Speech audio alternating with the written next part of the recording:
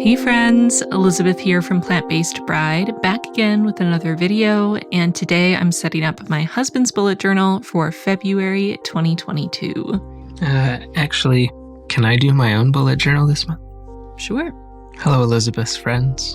This is Jason, the plant-based husband, and I'm going to be making my first bullet journal, thankfully with lots of help and guidance. This month's theme is based on Isaac Asimov's book, Our World in Space. Our World in Space was first published in 1974, written by Isaac Asimov, with a foreword written by Buzz Aldrin, and Robert McCall was the illustrator. Asimov was considered one of the big three science fiction writers. He penned nearly 500 books, most of them hard science fiction. This book is not a fiction, however. It reveals plans, concepts, visions, and possible realities of our near future. Robert McCall was an illustrator for Life magazine during the 1960s. He created promotional artwork for Stanley Kubrick's 2001 A Space Odyssey, and he worked as an artist for NASA, documenting the history of the space race. McCall was also a production illustrator on Star Trek: The Motion Picture. Robert McCall is the coolest. When I was very little, I had this favorite book. I would sit cross-legged on the floor and look through the illustrations and read as much as I could for a 6-year-old. And that book went missing, and I could never remember the title of the book. And then one day, walking home, I saw sticking out of somebody's garbage can a copy of Our World in Space. I recognized the dust jacket right away. Unfortunately, this copy was a bit destroyed, so I immediately ordered myself a couple more copies. With the recent launch of the James Webb Telescope and its deployment, thought right now would be a great time to use some of the artwork in the destroyed book to make my first bullet journal. What first drew me to these images as a child, and still today, can probably best be summed up by the foreword written in this book by Edwin Aldrin Jr., Buzz Aldrin. Traditionally, man is impatient of the immediate future. He tends to want, to hope, above all to imagine, more than is humanly or technologically possible in his flicker of time. But the events of the past decade have confirmed the soundness of that yearning instinct. They have lifted the hearts of the dreamers, and of all but the most earthbound pessimists. Jason knew he wanted to cut out his favorite images to create these spreads, but was undecided about the headers themselves.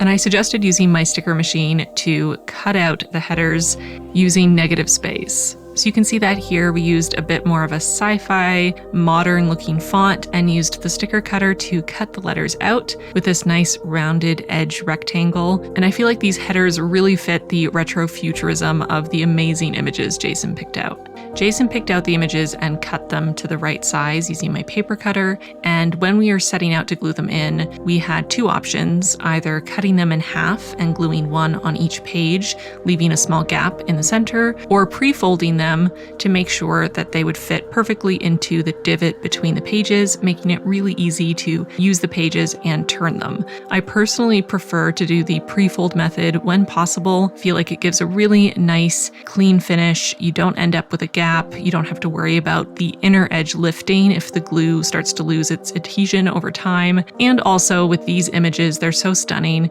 that I didn't want to cut them down the middle. I really wanted to keep that dual page spread effect.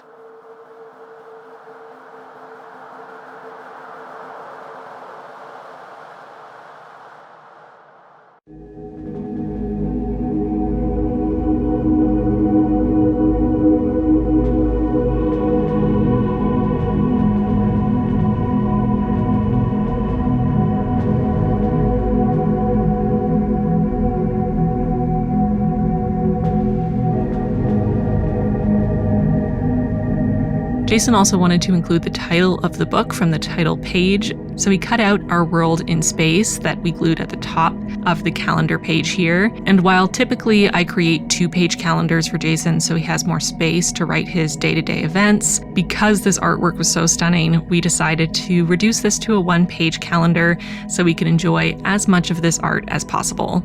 I quickly created the calendar for Jason since I am so used to making them very quickly, using some white paper from the book itself to maintain this theme, but Jason decided on the spacing and glued everything in.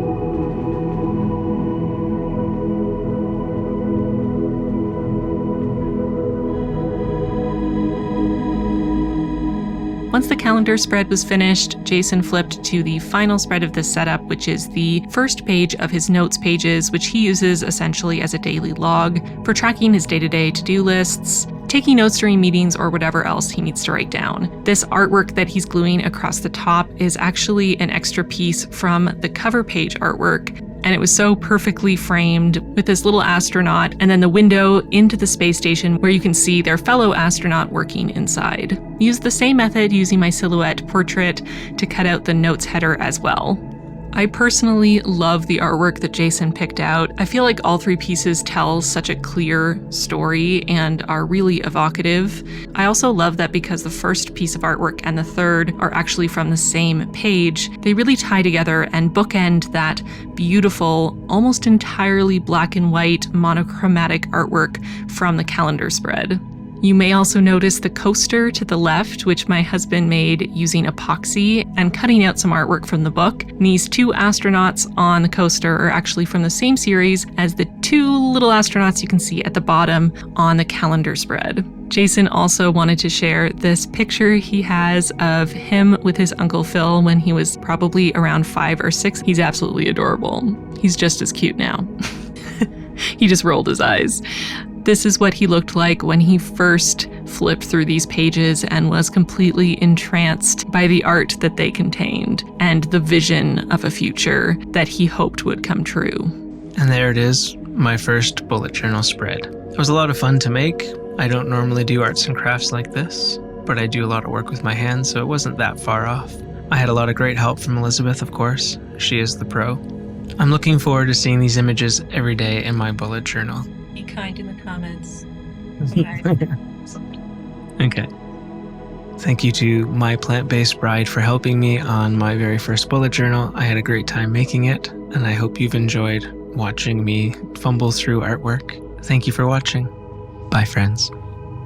Before we go, I wanted to take a quick second to thank my patrons for your support. Extra special thanks to our newest patrons, Julia, Lisa, Wendy, the National Endowment of Johnny's Arts and Humanity, Victoria, Tiny Fit, and Kat. Welcome all of you to the squad. We are so excited to have you. If you at home want to join the squad, feel free. There's a link in the card and in the description box down below.